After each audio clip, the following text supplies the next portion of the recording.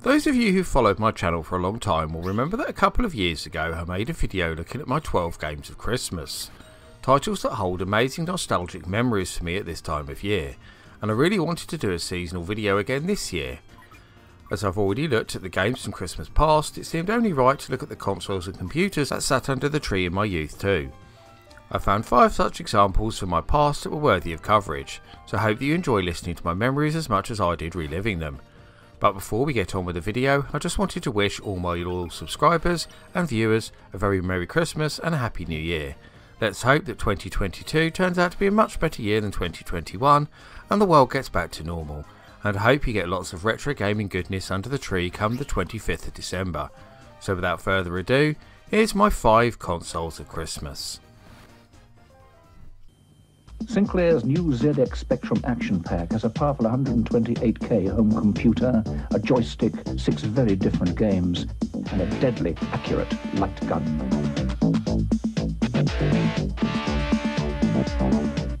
Keep on running, keep on hiding,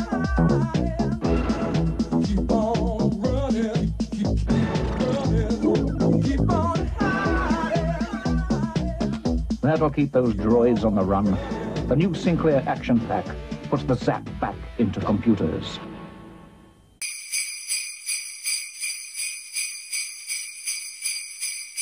The very first video game system I got for Christmas wasn't actually a console at all, but consoles and computers for Christmas didn't sound quite as snappy, so I went with the generalisation.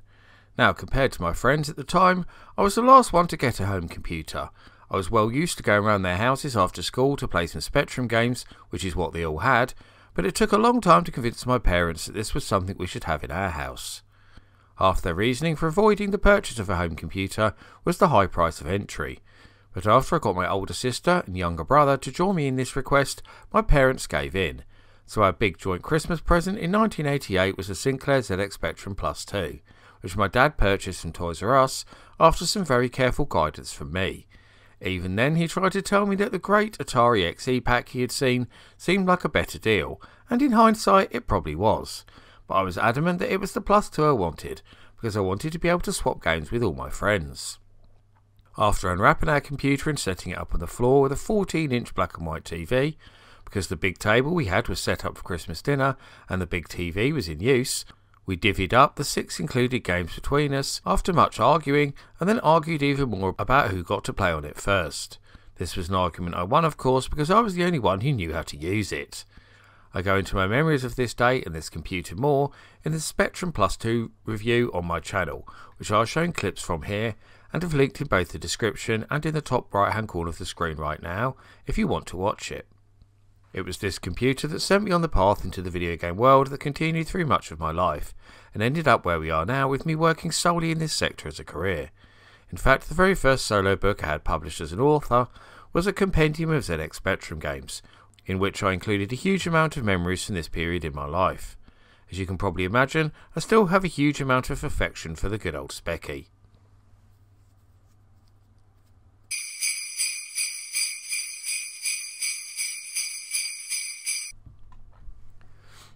As Christmas 1989 rolled around, quite a few of my friends had picked up consoles, and I was left envious at the instant loading and improved reliability of cartridges.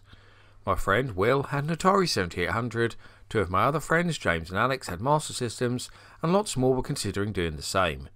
As much as I loved the Master System, the price left it out of reach, as my dad had recently lost his job and money was tight. The 7800 was also a great option, with some classic arcade games I fondly remembered from my holidays at Butlins as a young child, but I wasn't sure my dad could afford that either, even though it was about £20 cheaper than the Sega console, so we ended up asking for the Atari 2600 Junior instead, a joint present between my younger brother and I. We excitedly unwrapped it on Christmas Day to find my dad had bought us each an extra game, Defender 2 for me and Crossbow for my brother, which both turned out to be excellent choices, and then hurriedly connected it up to the big TV in the lounge after being told we could play it on there for an hour. No sooner had we popped the Pack-In Centipede cartridge into the slot and turned it on, my older brother Neil, who's actually 13 years older than me, nearly jumped out of his chair exclaiming, "I remember this!" It turned out his best friend had owned an original wood-grain 2600 when he was a kid, and Centipede was one of his favourite games to play on it. Neil was dying to get a go, and once he did we couldn't get him off it, as he subsequently clocked the game and proclaimed that he hadn't lost his touch, even after not having played it for many years. Then, just like that, our time was up and we had to take our Atari upstairs to free up the TV. The 2600 might have been pretty long in the tooth by this point, but it was still being supported with new games like River Raid 2, Double Dragon and Rampage from Activision, Roadrunner, Klax and Xenophobe from Atari, and many more too. So with these and the vast back catalogue, we were never short of new games to play, especially as they were easily available in our local game shops too. I also discovered several friends who had old 2600s, so I had plenty of people to swap games with as well. The 2600 was my first Atari, so it could be argued that this was the console that started my love affair with the iconic brand, although I'd argue that it was the Lynx that truly cemented that.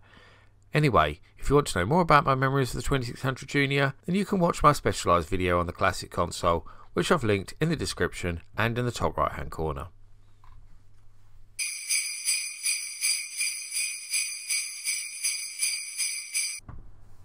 The next entry on this list is a little bit different, and that's because it wasn't a console of my own, or even one that I shared like the Spectrum and 2600. The Game Boy was in fact a Christmas present for my younger brother Duncan. You see, I had bought myself an Atari Lynx earlier that year, and my brother was feeling very left out. Playing games was something we had always done together, but the Lynx changed that, as now I had a portable system I could play where and when I wanted. A few of his friends at school had bought Game Boys, so he decided that this was a good option for him too, and requested one for Christmas. Knowing that he had one under the tree, I used some of my own paper and money to buy him a game. As it turned out, when I visited my favourite game store, Software Seller in Luton, which mainly specialised in second-hand games and trade-ins, somewhat like an early CEX, there was only one Game Boy game there I could afford, Tennis. One that actually turned out to be very good indeed though, and I talked about this more in my previous Christmas video, 12 Games of Christmas.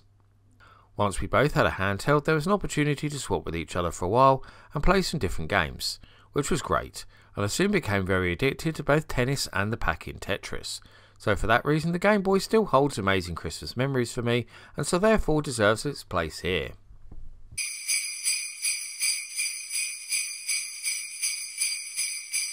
It's fair to say that I was a little bit late to the Mega Drive party. By the time I got one for Christmas in 1992, a lot of my friends already had one, and had done so since the year before. Before this time I'd never seen the need for one. I already had access to 16-bit gaming of my own with my Atari ST and Lynx, which more than satisfied my gaming needs. So what changed? Well, it was actually a combination of things that led me to what became my favourite home console of all time. Firstly, there was the issue of new ST games. The computer was being dropped left, right and centre by major publishers, as they started to focus on the Amiga and consoles. This left me feeling a little jealous of what was coming out on other systems, especially when I was regularly going around my friends' houses to play on their Mega Drives. Then there was a certain game called Streets of Rage, that had arrived around a year before. I had played it on my friend Neil's Mega Drive and fallen in love with it immediately. Scrolling beat-em-ups were already my favourite genre, especially in the arcades, and this truly was a coin-up quality title in the home, and I just had to have it. Lastly, there was another game called Sonic. You might have heard of it, and my younger brother had become obsessed with this game after playing it on a demo unit in store. I also featured both of these in my 12 Games of Christmas video that I mentioned earlier. As it turns out, Sega had just started bundling both games with the console, and as that's what we had asked for Christmas, it made my dad's job pretty easy. By this point we had turned our dining room into a games room, and so we didn't have to worry about occupying the main TV in the lounge anymore. So once that bad boy was unwrapped, we ignored all the films on TV to play Mega Drive until midnight.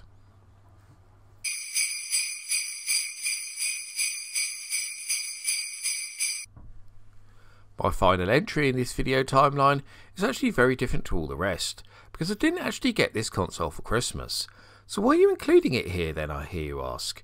Well, I was just about to explain that, so bear with me and it will all make perfect sense. The Atari Jaguar was officially launched on the 23rd of November 1993. The initial plan at the Sunnyvale-based company was to launch the console in major cities around the world on the same date, including places like New York, London, Paris and Frankfurt. But it soon became apparent that IBM, who were handling the manufacturing for Atari, were having serious issues and would not be able to supply anywhere near enough consoles in time for this to happen.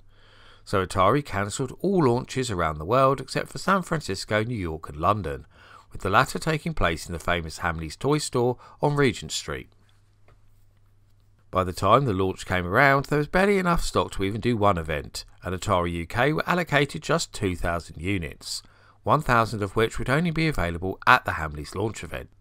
The only retailer aside from Hamleys to be allocated any stock was mail order specialist Telegames, who had long supported Atari consoles, had become the first third-party publisher for the Lynx, and had already signed up to produce Jaguar games. As I had pre-ordered my console from Telegames, I was lucky enough to actually receive one of the few in the UK to do so, no doubt.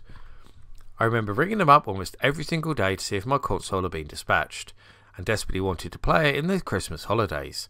I'd already bought magazines like EGM, Die Hard Game Fan and Edge, and pored over their pages numerous times with great excitement at what was coming.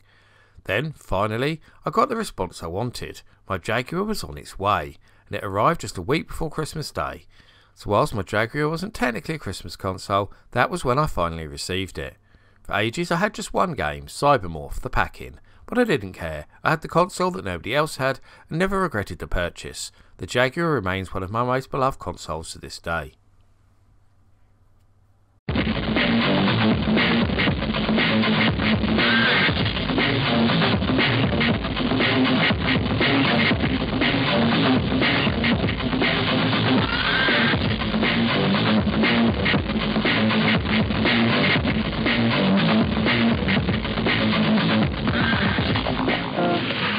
Atari Jaguar. Suddenly, nothing else seems fun anymore.